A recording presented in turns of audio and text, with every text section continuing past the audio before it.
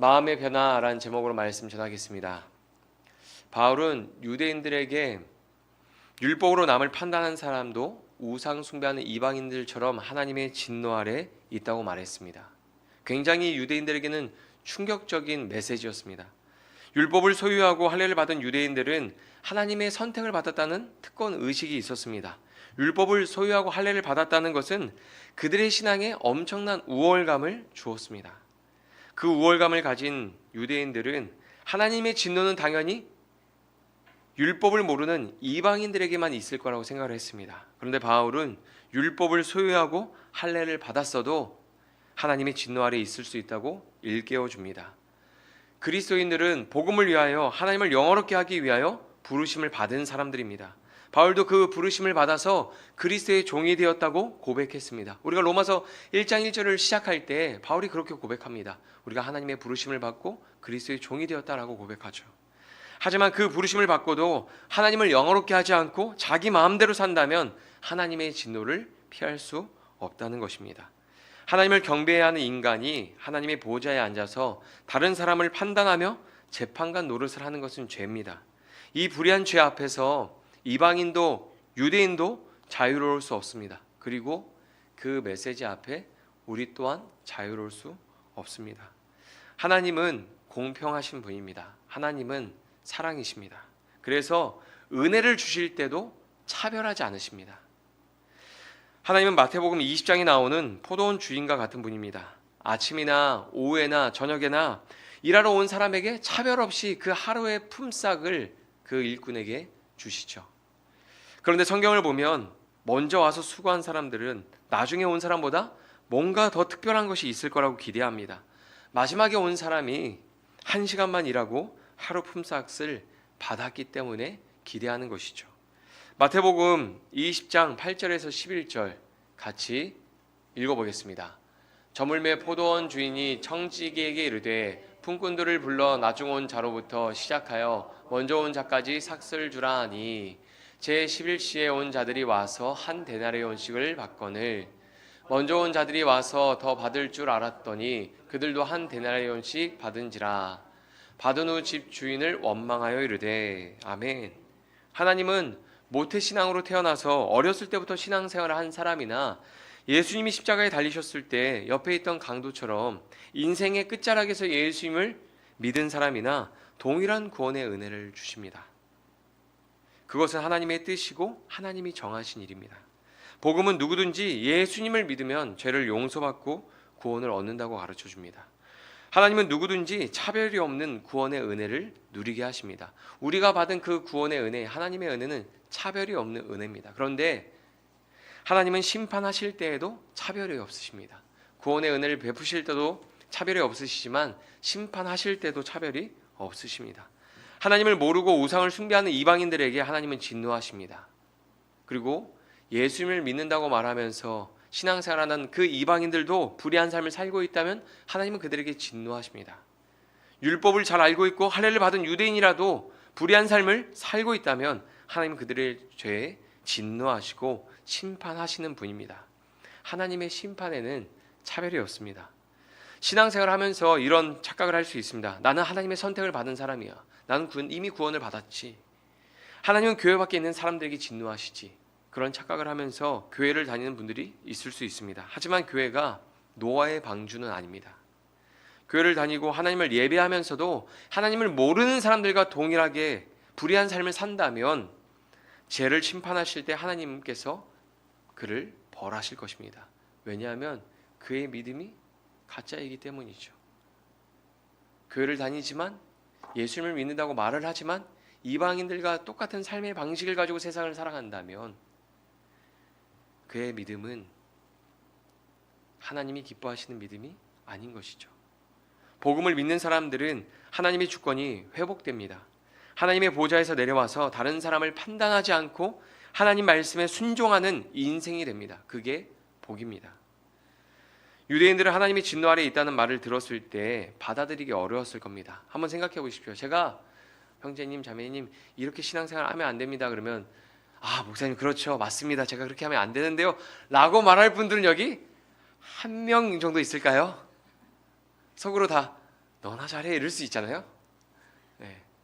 근데 바울이 지금 그 얘기를 하는 거예요. 유대인들한테 당신들도 하나님의 진노 아래에 있습니다. 이 이야기를 할 때 유대인들이 그 이야기를 쉽게 받아들일 수 있었을까요? 아니요. 받아들이기 어려웠을 거예요.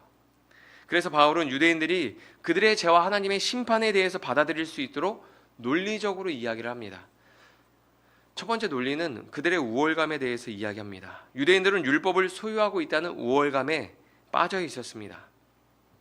우리가 신앙생활을 오래 하거나 모태신앙으로 신앙생활을 하다 보면 비슷한 병에 걸립니다. 내가 우리 교회를 가장 오래 다녔지, 나만큼 신앙생활을 오래 하는 사람이 누가 있어? 나는 나름대로 신앙생활을 잘하고 있어. 한 번쯤 이런 병에 걸립니다. 신앙생활을 오래 하셨던 분들 모태신앙은 100% 이런 병에 걸립니다. 저도 주일학교 때 이런 생각을 하면서 교회 다녔던 적이 있어요. 우리 교회 내가 가장 오래 다녔는데 막 이런 주인의식, 잘못된 주인의식 가지고 막 예배드리고 했던 적이 있어요. 부끄럽지만 그런 어떤 생각들이 어렸을 때만 있었을까요? 로마서 2장 17절 말씀 같이 읽어보겠습니다. 유대인이라 불리는 내가 율법을 의지하며 하나님을 자랑하며. 겉으로 보기엔 이 내용이 좋아 보입니다. 율법을 의지하고 하나님을 자랑하는 것처럼 보입니다. 그런데 유대인들은 착각 속에서 신앙생활을 하고 있었습니다. 율법을 의지하며 사용된 헬라어는 쉼을 얻다, 위안을 얻다라는 뜻입니다. 의지하며라는 단어의 헬라어가 쉼을 얻다, 위안을 얻다라는 뜻이에요. 우리가 신앙생활을 하기 위해서 말씀을 붙잡은 것과 정반대의 뜻입니다. 율법을 소유해서 안전하다고 생각하고 있는 거예요. 율법을 내가 듣기 때문에 율법을 지키고 있다고 생각을 하고 있는 겁니다. 착각하는 거죠. 그리고 유대인들은 창조주 전능자로서 하나님이 행하신 일들을 높이고 하나님을 자랑하지 않았습니다. 자기를 뽐내는 수단으로 하나님을 이용했습니다. 하나님의 택함을 받은 것을 자랑하고 이방인들이 하나님을 모를 때에도 나는 하나님을 알고 있었어. 나 할례 받은 사람이야. 너희들 율법 알아? 난 율법을 다 외웠어. 이렇게 하나님을 자기를 뽐내고 자기를 자랑하는 도구로 하나님을 이용했던 것이죠. 우리가 신앙생활 할 때도 종종 그런 실수를 할 때가 있죠. 하나님의 은혜로 고백하지만 결국 내 자랑으로 끝날 때가 있죠. 로마서 2장 18절에서 20절 말씀 같이 읽어보겠습니다. 율법의 교훈을 받아 하나님의 뜻을 알고 지극히 선한 것을 분간하며 맹인의 길을 인도하는 자요 어둠에 있는 자의 빛이요 율법에 있는 지식과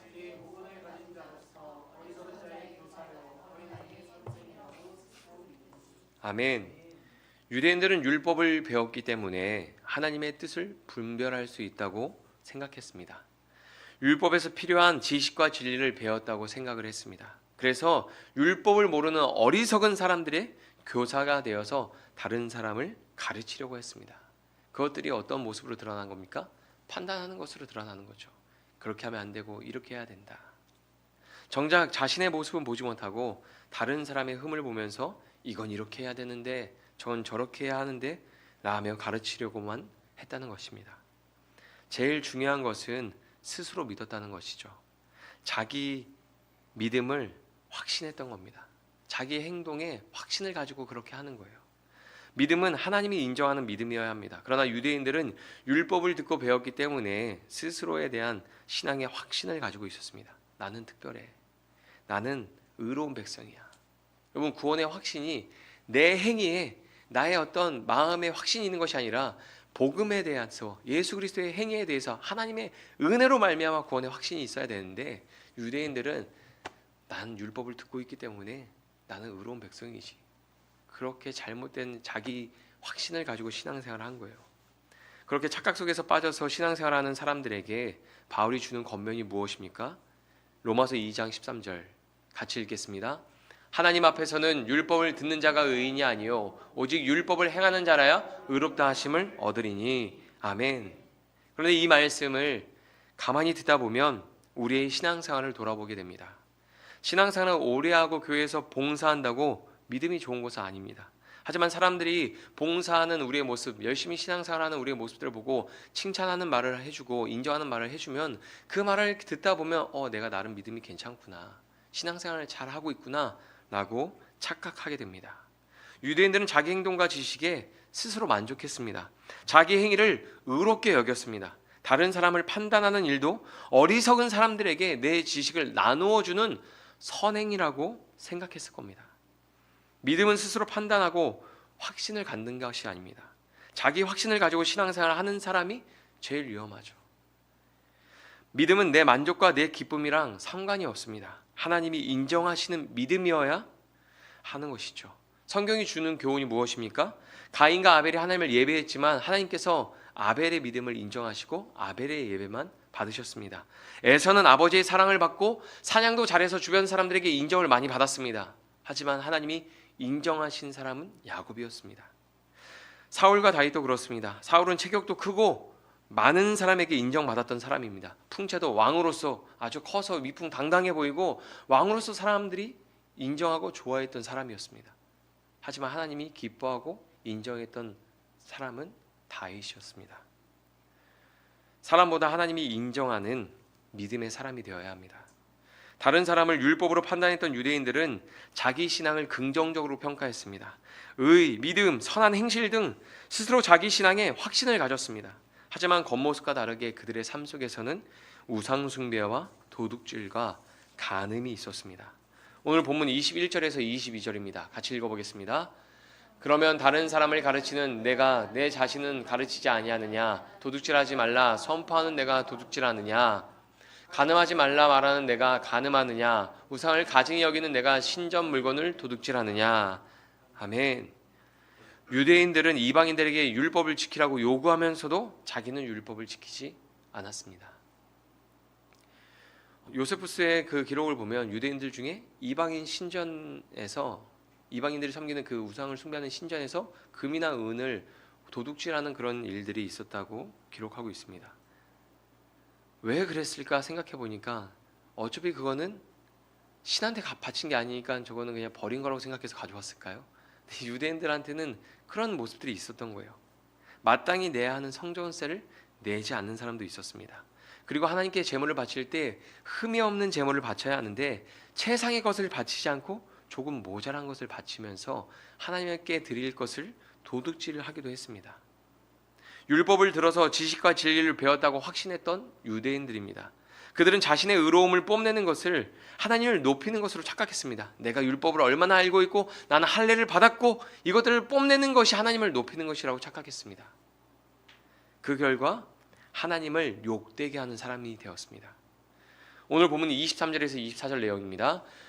같이 읽겠습니다. 율법을 자랑하는 내가 율법을 범함으로 하나님을 욕되게 하느냐? 기록된 바와 같이 하나님의 이름이 너희 때문에 이방인 중에서 모독을 받는도다. 아멘. 유대인들은 스스로 하나님을 자랑하는 삶을 살고 있다고 생각했습니다. 그러나 그들의 삶은 실제로 하나님을 욕되게 하는 삶이었습니다. 무엇으로 욕되게 했습니까? 그들이 자랑하던 율법, 그들이 위안을 얻었던 율법으로 하나님을 욕되게 했습니다. 바울은 율법을 범함으로 하나님을 욕되게 했다고 말합니다. 여기에서 범하다에 사용된 헬라어 뜻이 밟고 넘어가다라는 뜻입니다. 율법을 듣기만 하고 행하지 않았던 것이죠. 자기 마음대로 행했던 것입니다. 율법이 정한 의, 사랑, 거룩의 경계를 밟고 넘어가서 죄를 범하면서도 율법을 알고 있기 때문에 율법을 듣고 있기 때문에 스스로 신앙생활을 잘하고 있다고 착각하고 있었던 것입니다. 우리에게 이런 모습은 없을까요? 교회 나오고 있기 때문에, 내가 교회에서 봉사하고 있기 때문에, 내가 기도하고 있기 때문에 나는 신앙생활을 잘하고 있다. 그런 착각 속에서 우리 신앙생활하고 있는 모습은 없을까요? 내 방법, 내 고집을 꺾지 않고 하나님의 말씀을 밟고 넘어가서 내 마음대로 판단하고 행동할 때는 없습니까? 유대인들은 말씀대로 살지 않으면서 하나님을 부끄럽게 만들었습니다. 하나님의 영광을 가렸습니다. 바울이 지금 이렇게 말하고 있는 것이죠. 너희의 말과 행동이 하나님을 영화롭게 하고 있다고 생각하느냐? 너희의 말과 행동이 하나님을 정말 영화롭게 하고 있다고 생각하느냐? 이렇게 물어보는 거예요. 그러면 이게 지금 바울이 너희도 잘못하잖아 막 이렇게 따지고 정죄하고 판단하는 뉘앙스로 말하고 있는 게 아닙니다. 1장부터 쭉 보면 뭐라고 말하고 있냐면 너희도 하나님의 부르심을 받지 않았니? 너희도 복음을 위하여 사는 사람들이 아니니? 하나님을 영화롭게 하는 사람들이 아니니? 그렇게 시작하거든요. 부드럽게. 이게 어떤 뉘앙스로 이야기하는 거냐면, 형제들아, 너희의 말과 행동이 정말 하나님을 영화롭게 하고 있다고 생각하냐? 우리의 부르심을 우리가 한번 확인하고 우리가 하나님을 영화롭게 하고 있는 삶을 살고 있는지 다시 한번 돌아보자. 되게 따뜻하고 사랑으로 이렇게 권면하고 있는 거죠. 근데 이게 마치 저는 칼로 찌르는 것처럼 저한테 막 다가오는 거예요. 전 이렇게 들리더라고요. 네 말과 행동이 하나님을 영화롭게 하고 있다고 생각하니? 바로 대답했어요. 아니요. 아니요. 여러분, 바울의 말을 듣고 있던 유대인들이 정신이 번쩍 들지 않았을까요? 유대인들이 이방인의 신앙을 판단하면서 가장 강조했던 게 율법과 할례였습니다. 바울은 그들에게 율법을 알고 할례를 받는 것보다 더 중요한 게 있다고 말해줍니다. 신앙생활을 하다 보면 내가 알고 있는 것이 제일 중요하다는 착각을 빠지기 쉽습니다. 그런데 바울은 그런 우리를 향해서 무엇이 가장 중요한지 말해줍니다. 오늘 본문 25절에서 26절입니다. 같이 읽겠습니다. 내가 율법을 행하면 할례가 유익하나 만일 율법을 범하면 내 할례는 무할례가 되느니라. 그런즉 무할례자가 율법의 규례를 지키면 그 무할례를 할례와 같이 여길 것이 아니냐. 아멘. 율법을 행할 때 할례가 의미가 있는 것이죠. 우리가 말씀을 따라 살아갈 때 우리의 믿음인 것이죠. 할례를 받았어도 율법을 행하지 않으면 무할례자처럼 여겨야 하고, 무할례자가 율법을 지키고 행하면 그를 할례자와 같이 여겨야 한다고 말합니다. 교회를 다니면서 세례를 받고 직분을 받았지만 비그리스도인들과 동일한 방식으로 세상의 가치를 추구하며 산다면 그를 그리스도인으로 인정해야 할까요? 인정하기 어렵겠죠. 물론 성화의 과정 속에서 옛사람의 모습이 드러나고 비신앙적인 모습이 드러날 수 있습니다. 하지만 세상 사람들과 똑같이 삶의 방식을 살아가고 세상 사람들이 두려워하는 것을 똑같이 두려워하고 근심하고 염려하며 하나님 없는 사람처럼 산다면 바울이 하는 말, 이 말씀에 그 사람도 해당되는 거 아닐까요? 바울은 세례를 받지 않았어도 직분이 없어도 말씀을 따라 살고 있다면 그가 참 믿음의 사람이라고 말해줍니다. 믿음은 눈에 보이는 직분이나 세례의 증서로 판단하는 게 아닙니다. 마태복음 7장 21절에 보면 이렇게 기록하고 있습니다. 나더러 주여 주여 하는 자마다 다 천국에 들어갈 것이 아니요 다만 하늘에 계신 내 아버지의 뜻대로 행하는 자라야 들어가리라. 아멘. 하나님이 인정하시는 참된 믿음은 하나님의 말씀을 행하는 사람입니다. 바울의 논리를 따라가면서 말씀을 듣다 보면 이렇게 물어보는 것 같습니다. 무엇이 더 중요한지 모르겠니? 아직도 무엇이 더 중요한지 모르겠니? 지금 이스라엘 백성들이, 유대인들이 하나님을 자랑하고 하나님을 자랑하면서 살고 있다고 생각했지만 실제로는 하나님의 이름을 욕되게 하는 삶을 살고 있었잖아요. 왜 그런 삶을 살고 있습니까? 무엇이 중요한지 몰라서 그런 거죠. 유대인들이라고 불리는 게 중요한 게 아닙니다. 율법을 소유하고 듣고 배우는 게 중요한 게 아닙니다. 할례가 중요한 게 아닙니다. 더 중요한 것은 율법을 행하며 하나님을 영화롭게 하는 삶을 사는 것입니다. 신앙은 겉으로 드러나는 것보다 보이지 않는 마음이 더 중요합니다. 오늘 본문 마지막 절을 28절, 29절에 보면 이렇게 기록하고 있습니다. 같이 읽겠습니다. 무릇 표면적 유대인이 아니요 표면적 육신의 할례가 아니니라. 오직 이면적 유대인이 유대인이며 할례는 마음에 할지니 영에 있고 율법 조문에 있지 아니한 것이라. 그 칭찬이 사람에게서가 아니요 다만 하나님에게서니라. 아멘.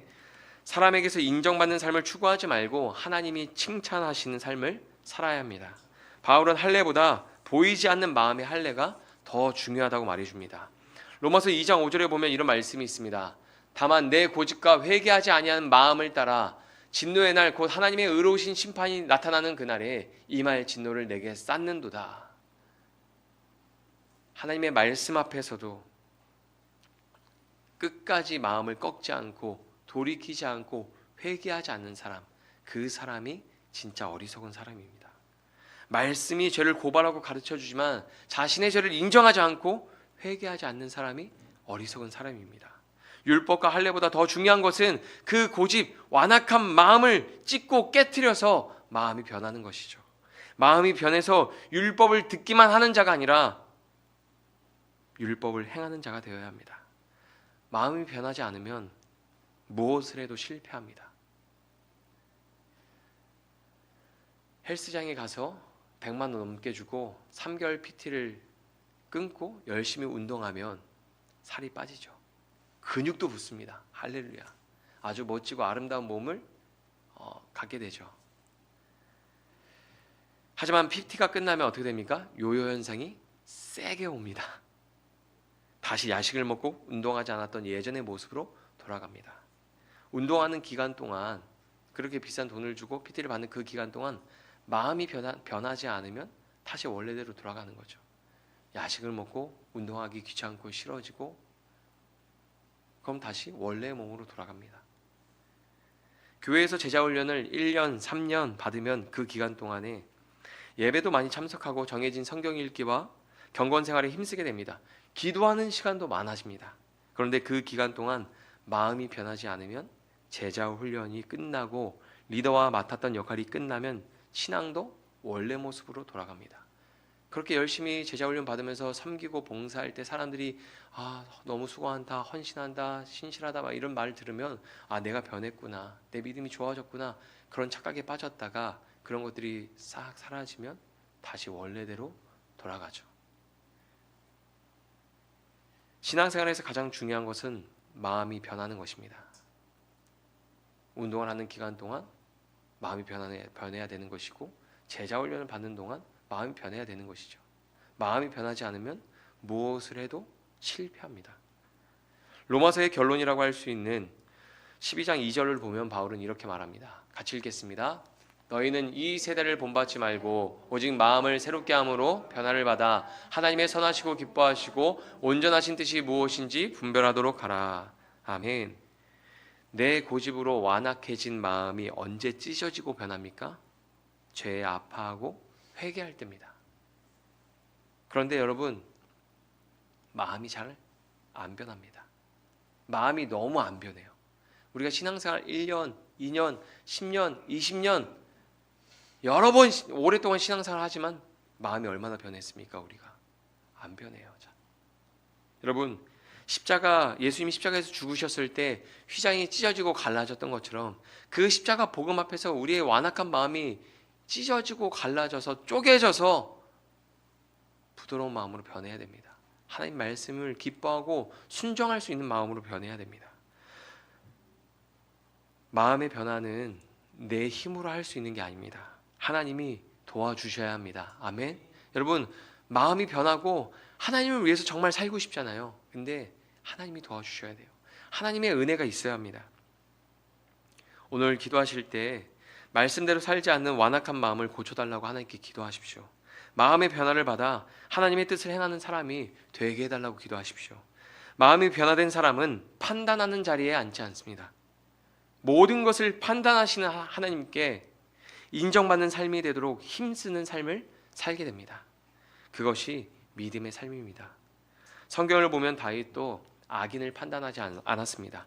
하나님의 판단에 악인을 맡겼습니다. 그리고 자신의 의로운 행위도 스스로 확신을 하지도 않았고 판단하지도 않았습니다. 판단은 오직 하나님의 영역이죠. 다윗은 인생의 주권을 하나님께 맡긴 것입니다. 그래서 모든 판단을 하나님께 맡겼습니다. 시편 139편 같이 읽어보겠습니다. 하나님이여 나를 살피사 내 마음을 아시며 나를 시험하사 내 뜻을 아옵소서. 내게 무슨 악한 행위가 있나 보시고 나를 영원한 길로 인도하소서. 아멘. 다윗은 하나님께 모든 판단을 맡겼습니다. 그리고 어려움이 있을 때에도 다윗은 이렇게 하나님한테 기도합니다. 하나님, 저의 의로운 행위를 기억하여 주시고 저를 도와주세요.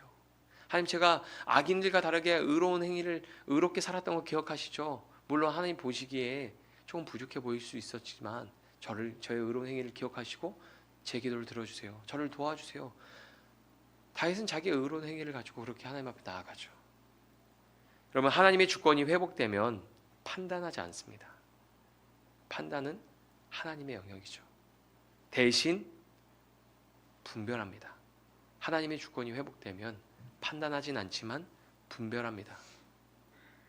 로마서 12장 2절 말씀 다시 한번 읽어보겠습니다. 너희는 이 세대를 본받지 말고 오직 마음을 새롭게 함으로 변화를 받아 하나님의 선하시고 기뻐하시고 온전하신 뜻이 무엇인지 분별하도록 하라. 아멘. 여러분, 분별이란 세상이 어떻게 돌아가는지 파악하고 저 사람이 악한지 저 사람이 선한 사람인지 분별하는 게 아닙니다. 내 마음을 살피는 겁니다. 하나님의 선하시고 기뻐하시고 온전하신 뜻을 살아내기 위해서 내 마음을 살피는 것이 분별입니다. 우리는 판단하는 자리에서 내려와서 분별해야 되는 것이죠. 바울은 로마서에서 그 이야기를 하는 겁니다. 판단하는 자리에서 내려와서 분별하는 사람이 되고 하나님을 영화롭게 하는 삶을 살아야 된다. 그 말을 바울이 하고 있는 것이죠. 하나님이 칭찬하는 믿음은 다른 사람을 판단하지 않고 자신의 마음을 분별하여 말씀을 행하는 믿음입니다. 아, 이것이 하나님의 뜻이구나 라고 깨달아지면 내 고집을 꺾고 순종하는 행위가 분별입니다. 내 마음대로 하고 싶은 욕망을 분별하여 죽일 때 그것이 하나님이 기뻐하시는 영적 예배가 되는 것입니다. 마음이 변화를 받고 하나님을 영화롭게 하는 삶을 원하십니까, 여러분? 여러분, 우리의 마음이 변화되어서 정말 하나님을 영화롭게 하는 삶을 살기 원하십니까? 그렇다면 교회에서 하고 있는 복음 중심 성경 읽기에 목숨을 거십시오. 생명을 거십시오. 여러분, 회개도 말씀을 통해서 일어납니다. 분별도 말씀을 통해서 할 수 있는 겁니다.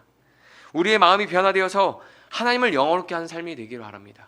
하나님의 주권을 인정하고 말씀에 내 모든 것을 맡기고 말씀을 읽고 회개하고 분별하고 하나님을 영화롭게 하는 삶을 살아가야 합니다. 여러분, 다시 복음을 위하여 모든 것을 행하는 인생이 되기를 축복합니다.